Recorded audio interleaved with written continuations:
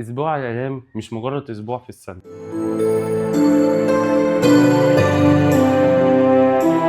هو يعني إيه أسبوع الآلام؟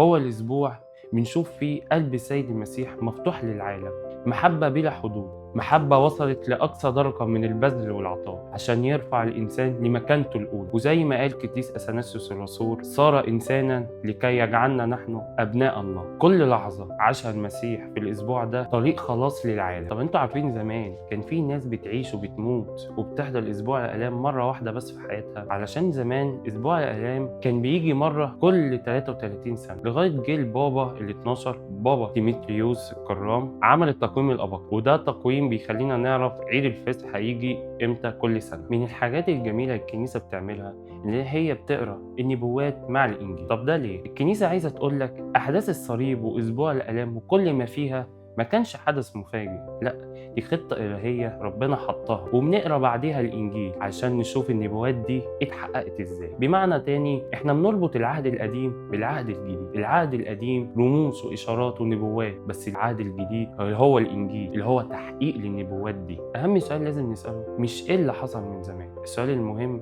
أنا فين من اللي بيحصل؟ هل أنا مع الجموع اللي كانت بتقول أوصلنا وبعدين أسربوا، ولا أنا مع التلاميذ اللي هربوا وسابوه لوحده، ولا هختار أكون مع التلميذ اللي كمل معاه للنهاية؟ أسبوع الآلام مش حدود، دي دعوة بتقول لنا نمشي مع المسيح من الشعانين للصليب ومن الصليب للقيامة. لو هتدخل الأسبوع ده ادخله بقلبك، عيش الأسبوع ده بقلبك، علشان اللي اتصلب علشانك هو مش مستني منك كلام، هو مستني قلبك.